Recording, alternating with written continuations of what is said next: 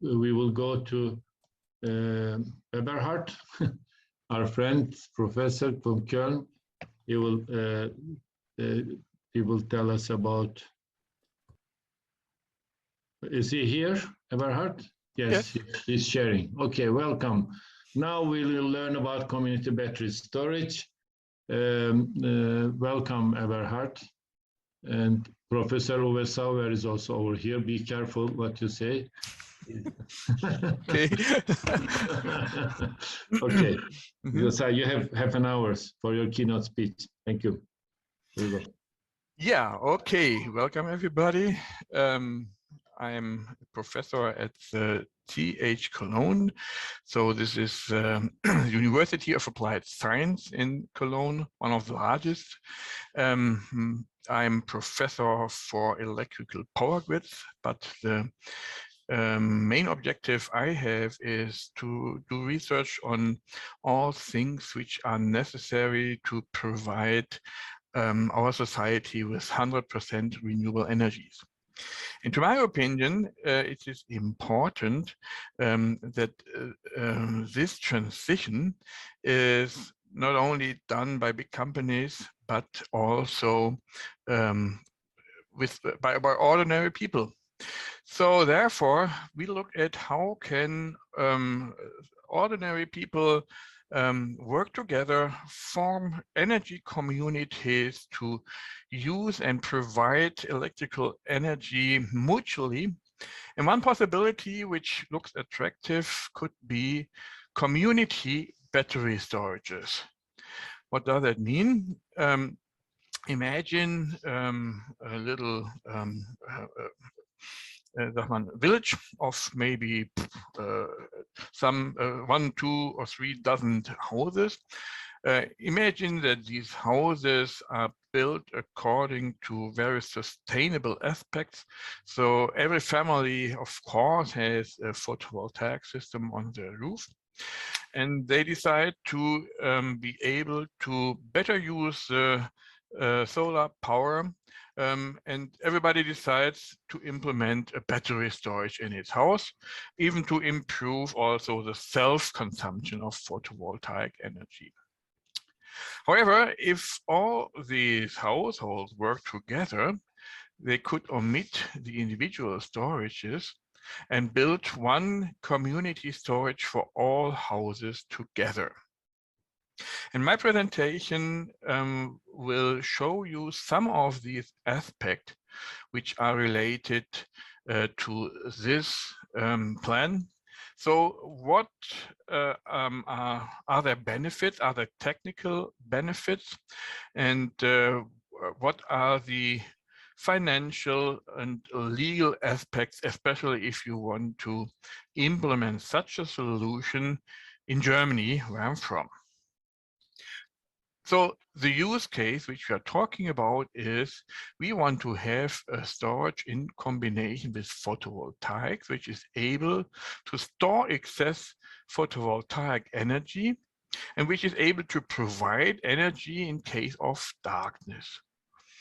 And our aim is, if you want to use a community battery, is to make that whole thing cheaper. That's always the case. And technically, we would like to increase the grade of autarky. And this would imply that we would reduce the need for grid power. And if we increase the grade of autarky, we are able to use more of our photovoltaic energy, which is considered as green energy. And the energy which we take from the grid, we call gray energy because it also includes a larger or smaller fraction of energy which is generated with fossil materials. You can see here an example from another project how such a community storage would look like. So this would relate more or less to a solution for these about 20 households, which I have shown before. You can see it is placed in such a container, and inside you see the related converters and the battery stacks here. So this would be more or less the size how such a community battery storage would look like. We have made investigations on a fictive example community. Well, indeed, it's not that fictive because probably now, meanwhile, this area has been settled by the inhabitants, but the assumption which we made when we made the calculations were rather fictive.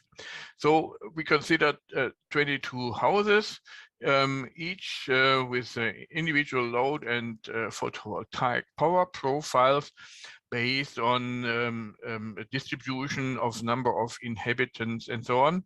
And we assume different loads depending on how large we assume that a particular family, ranging from 3,000 to 7,000 kilowatt hours per year. Also, we assume that the houses are of different size and the PV systems as well. So we assumed photovoltaic systems between 3 and 7 kV peak. And we also varied the total battery size, and most of the calculations we have done with a typical size of 120 kilowatt hours. This is more or less a capacity which can store about half a day of the consumption of this community. So you can see here, for reference, the distribution of our assumptions. In red, you see what we assumed as consumption for all the households, and in dark green, you can see the generated photovoltaic energy per year. And because the generation and the consumption does not always match, you have to either feed in some of the PV energy, which is shown in green, and in orange you can see the energy which is taken from the power grid, for example, in the evening and during night. So this is done without any storage, just to show you the use case. We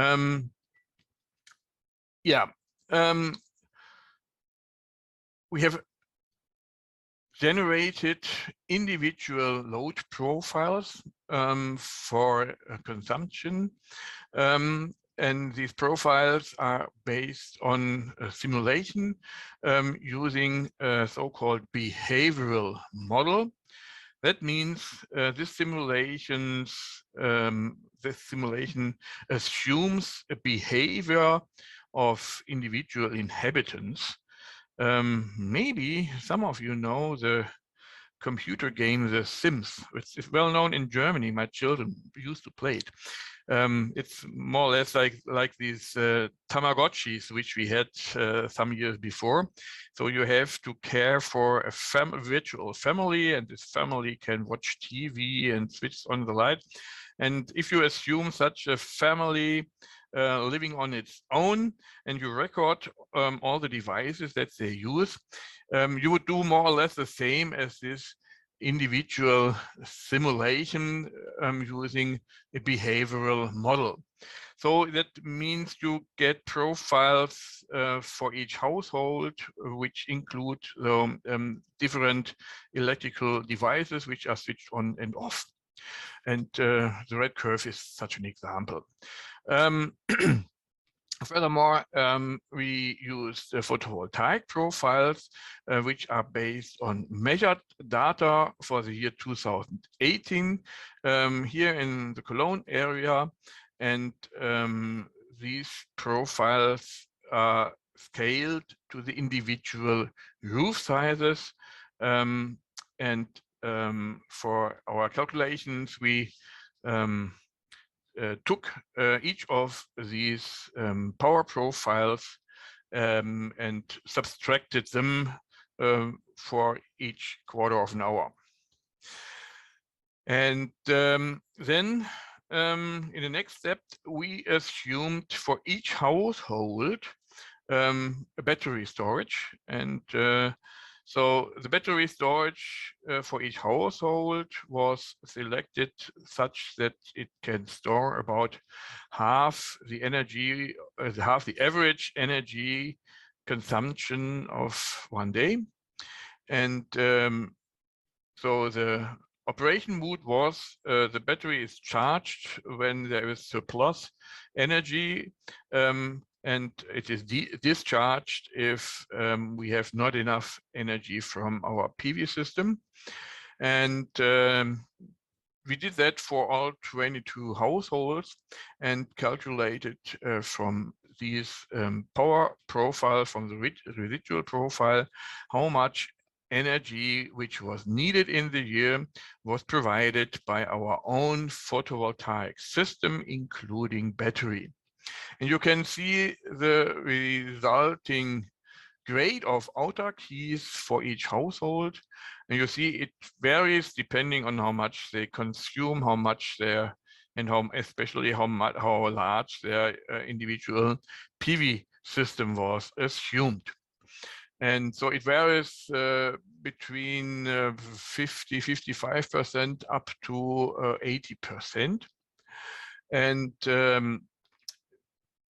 in the red bar you can see is the average of all these households, and we achieve an average grade of autarky of about 70% with these individual battery storages.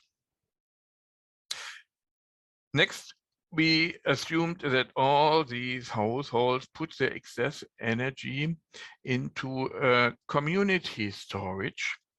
And we calculated how much energy of the PV systems and of the community storage could be used in all households together. And we calculated the grade of autarky from this, and you can see the result as the orange bar here. And this results to a little increase of the grade of autarky. So that means if we use community storage, I have to say that this community storage has the same capacity as the sum of all individual capacities. So that means if we use that community storage, we can make better use of the complete capacity. And that is because at some point of time, some PV systems generate PV power, which is not used in this particular household. So in that case, it can be used in the community and help to improve the grade of autarky. The blue bar shows that in principle, the generation of energy, the sum of the generated solar energy is more or less the same or even more than the needed energy per year, because here in that case we have assumed an infinite large battery. In the next figure, we have analyzed the battery size and how this has effect on the grade of autarky. You can see here in this picture on the horizontal axis the battery size.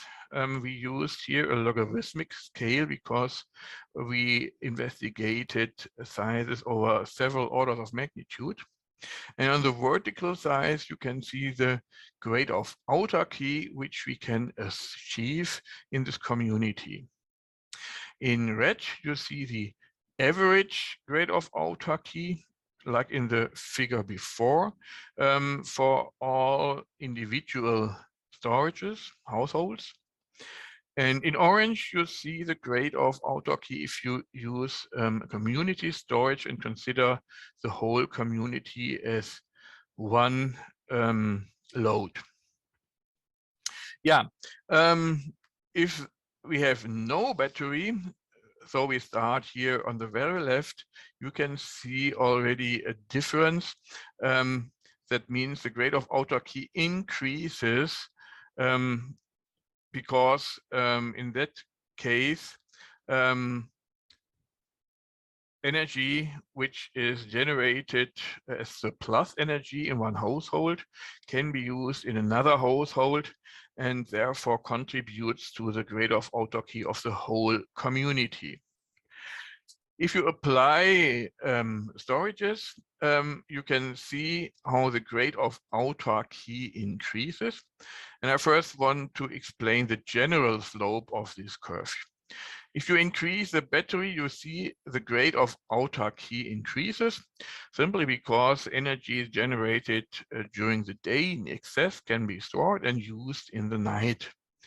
And the larger the battery is, the higher the grade of autarky becomes. But you can also see that there is a kind of plateau if you increase the battery over the size of the consumption for one day. And even if you increase the battery by a factor of 10, you don't get a significant increase of the grade of autarky in this range. You have to increase the battery by a factor of 100 until you get a significant effect and achieve full autarky. If you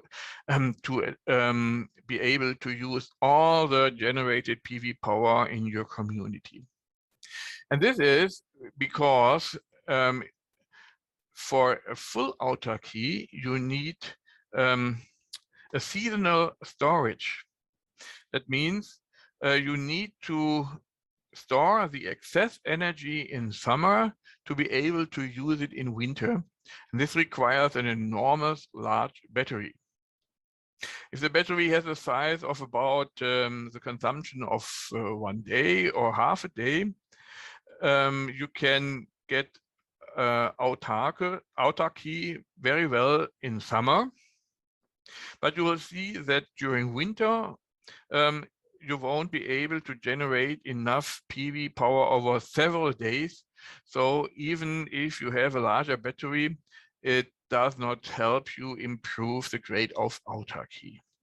So in general, if you want to become autarkous with a battery and a PV system, you either need a very large battery for a seasonal storage, or you need a much larger PV system, which is not shown here, which generates enough PV energy during winter days.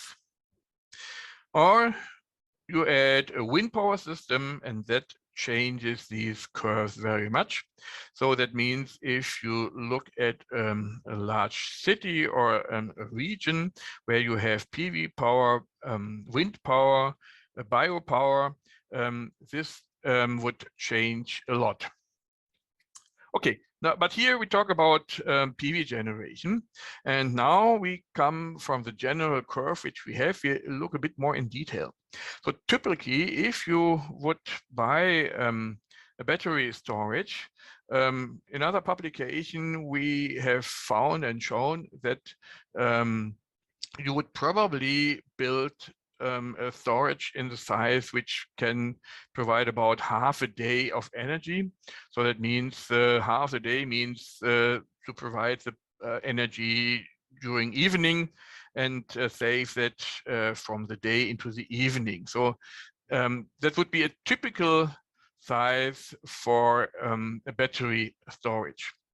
And now you can see if you in that case, if you would do that for individual storages, you would achieve about grade of autarky about 70%. So in this range, you would dimension your battery.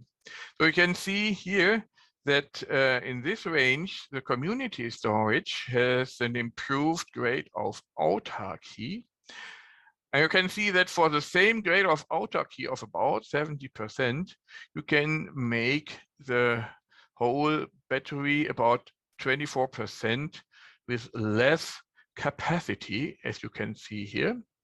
So that means you need less material to achieve a similar grade of autarky. The figure also shows that if you increase the total size of the batteries to more than a daily storage, it doesn't make any difference if you distribute the storage into the individual houses or if you use it as a community storage. That has to be considered. So if you want to achieve a maximum of autarky, it doesn't make a sense to use, at least from this aspect, doesn't make a difference if you have a community or individual storages. But if you dimension the storage in a size that you would usually do, you can save material. You can make the battery storage in total about 24% smaller than if you would sum up all the individual storages. So this is for this particular case, which we have investigated here. But you can see a similar behavior for other configurations. And especially the findings that if you increase the storage more than daily consumption, that there is no difference, that can be seen for all kind of configurations. So the other thing is where you can save money is if you have built one system, it is probably cheaper than if you build 22 individual systems. But what you can also see is due to the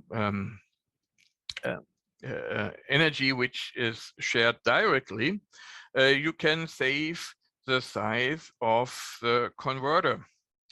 So for the individual storages, each household needs quite a large power for the battery inverter. And if you sum up all the individual powers of the converters, you end up with the power ratings for the red bars that you can see here. If you look which power would be necessary for community storage power converter, you see that especially for the discharging of the battery, which provides the energy to the community, the power is much reduced by about 60%. The charging doesn't make a big difference, and this is because the PV system has a large simultaneous factor. So that means if one of the PV systems delivers power, all the others do as well. And this is not the case for the consumption, and therefore you can reduce the size of the power converter, especially to provide the consumption in your community.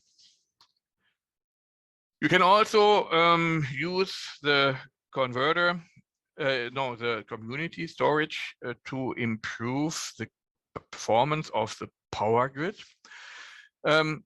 So if you only operate it as usually in your individual households to improve the self-consumption, you would usually try to store as much as energy and as soon as possible in your battery. And you can see here in this figure, in green, you see the load. In black, you see the power which is put into the battery. And what you do not see here is the state of charge of the battery, but in that case, the battery is completely full at about 14 hours here. And in that case, it has to stop charging.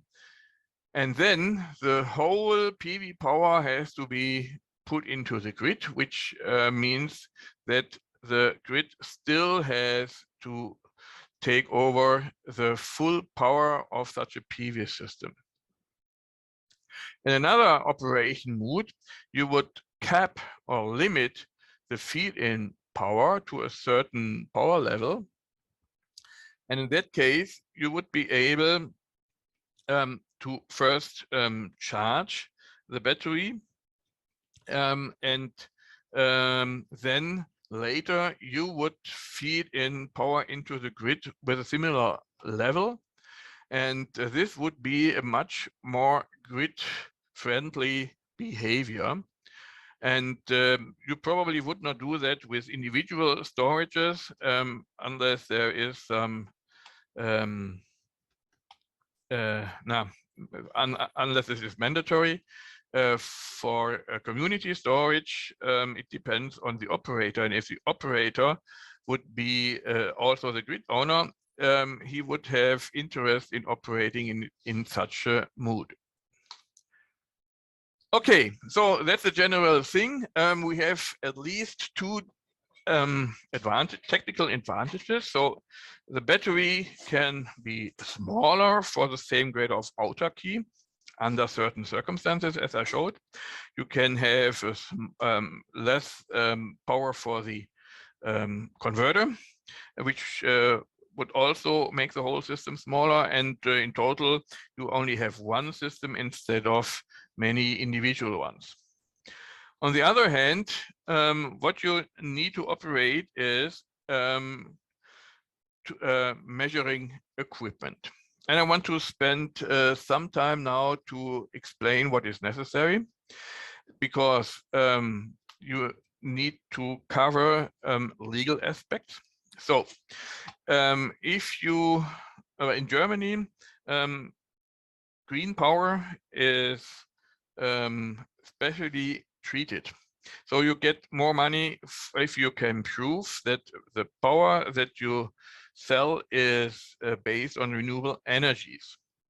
Therefore, if you sell power from your storage to the grid, you have to prove that this power is this energy originates from photovoltaic systems. And therefore, you need some kind of measurement tools. Furthermore, you would like to provide a fair billing to all the participants of these systems. So that means to the house owners, which to the contractor who operates the system here with the battery storage, and of course also the operator of the main grid. What do you need? You need measuring devices for the operation of the battery storage, of the converter which you have here. And to operate it, you need real-time measurements. These measurements must be very reliable and fast. So it's not that not large amount of data, but this must be provided very reliably. So you probably would not use a public data network like internet, because it is not reliable. You cannot rely on it completely. And therefore, you probably would have to establish kind of data connections between these real-time sensors. You might do it with power line communication, or with some radio devices, or even additional cables if you build that community anyhow. And you need measuring devices for billing afterwards. And there you need energy counters, which are shown here. So they must monitor the energy flow either every 15 minutes, at least per yearly quarter or yearly. And this is used to show how much energy has the household used and how much PV power has been fed in. This is not time critical, so that means that can be also done with a public data network by internet, for example. However, if you use it, you have to think about data security, such that nobody else would be able to access this data.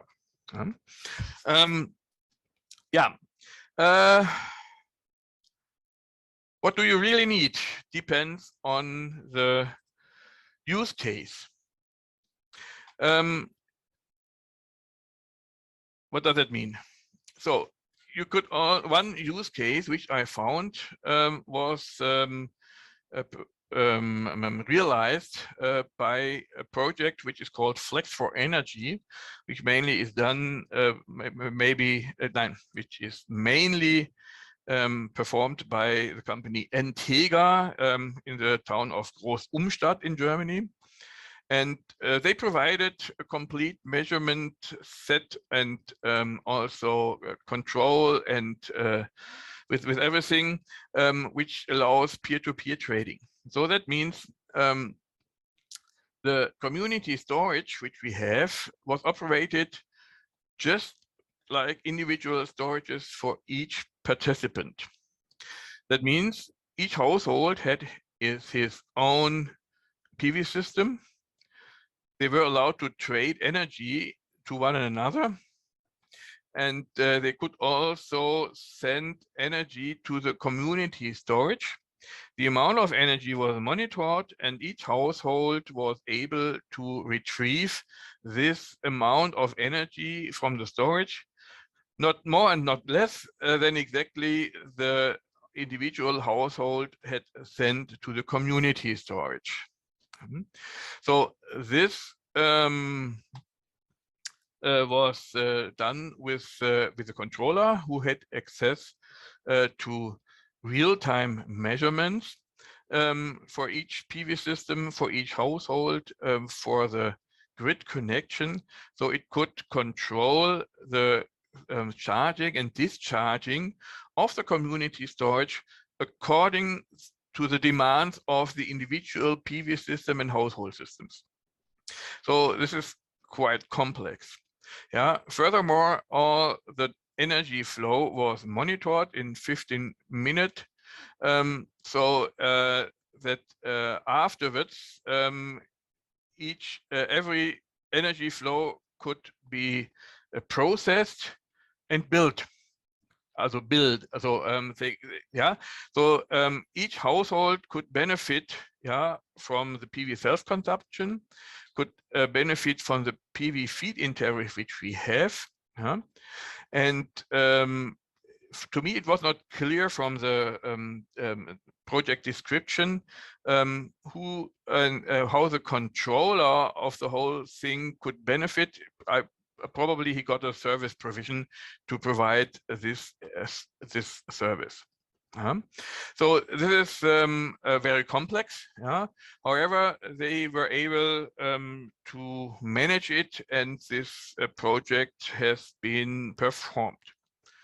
To me, some open questions are still there, so I do not know who operates the grid here, whether that is a public grid or whether there is a special grid operator only here for this one here.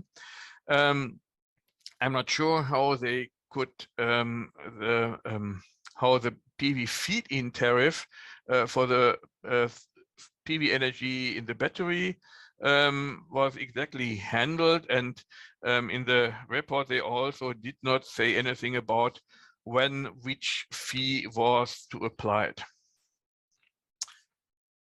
Another possibility which makes measurement things much simpler would be to have one contractor who operates the battery. And if the contractor also owns the PV systems on the roofs, things become much more simple. Because the contractor owns the PV system, everything which is put into the storage is energy which is owned by the contractor. And the only thing he has to provide for is to prove that the energy stored in the battery is PV energy. And this can be done quite simple. And the point of common connections to the grid, we would apply real-time power sensor, and as long and always if there is power taken from the grid into the community, the battery must not charge, because otherwise it may happen that the battery is charged with gray energy. So this is the only real-time measurement which would be necessary, to prove that the battery is charged with PV energy. And that means every time energy flow is from the community to the grid, means we inject PV power into the grid.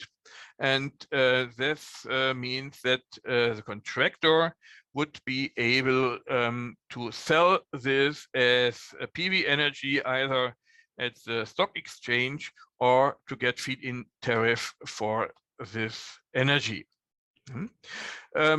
The provider, the contractor would sell the energy, the power to the individual households, just as a normal energy provider. But he would be able to offer a much lower price because the PV power is much cheaper than the power from the grid. So he would calculate an average price, which includes a large extent of PV power and battery power, which is also quite cheap, and a little amount of energy taken from the grid. Therefore, all the inhabitants would benefit from the low and in long-term predictable cost of energy. The contractor could also use multiple use of the battery. For example, he could take some of the capacity for primary reserve power for the grid, or he could provide other use cases where he could, in addition, earn money, and then he could provide even lower energy costs for the whole community, for all the participants. But in this case, there would be a more sophisticated real-time measurement and also energy measurement, because then the proof of the amount of energy from the PV systems would require a real-time measurement on each household and also energy measurement on each PV system. So this would be more effort, and the data processing would be more complex because the energy flow would have to be distinguished between the energy flow of PV to the households and for the further modes the battery is used. So finally, I would like to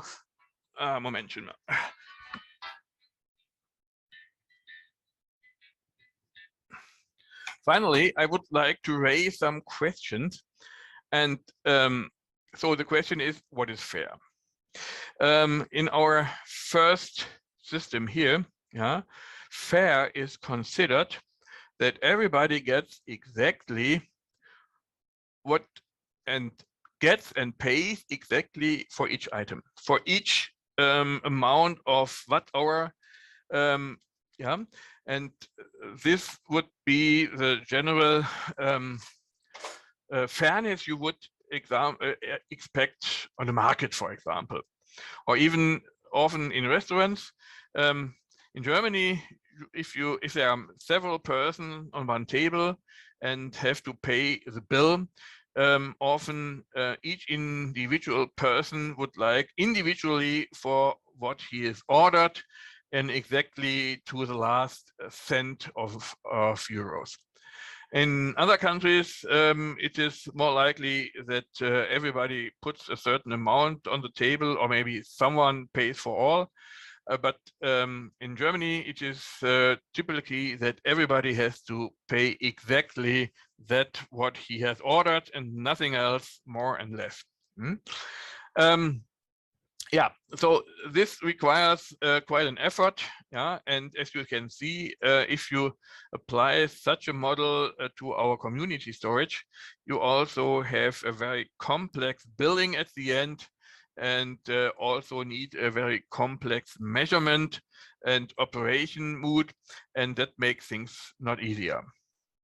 I would like to give you some things to, some ideas which you might think of, which might help to make things a bit easier. So fair, you could also consider a kind of flat fairness, which you know from flat rates if you pay a telephone bill. Everybody knows that you pay a certain amount and that you can telephone as long as you would like, maybe with a kind of limit, but nobody cares about the details. You can also think of a kind of solidary fairness, which you know from insurances. You pay something regular, but only in the case of an exceptional event, you get something back. Yeah? So if someone complains, I never got something out of my insurance, you can say, well, it has been, that was very good, yeah, because everything worked well. You can also think of a kind of social fairness, which you know maybe from your family, where each person gets what the person needs. Therefore, fairness, yeah, with money is not always exactly that fairness that you have on the market. It could also be something else, which you could also use to implement in such a community storage. Yeah, with these some maybe not technical considerations, I want to finish now with my summary. So we could show that those community stories have technical advantages. Yeah, there are reasonable cases where you need less capacity for a similar grade of autarky. You need less converter power, but it's still difficult to organize by some general reasons, because everybody who participates on this system would like to be treated fair. And this makes things not easier. Okay, so now I want to finish. And if you have further questions, and if you would like to have a download of this presentation, I will upload a PDF document soon on my website, www.100proerneuerbare.com. Thank you very much. Thank you. Thank you very much. It's very, very, very comprehensive, very nice presentation. Now we will have more babies coming working on community storage in Turkey. Okay. Okay, so I will also check what we can do, because we believe in community power. So supplying electricity or procuring as an community, people get more closer and in a position to talk together to decide all these things. So this makes things easier. Thank you very much, Professor. You are a dedicated speaker of our conferences. Thank you. Now,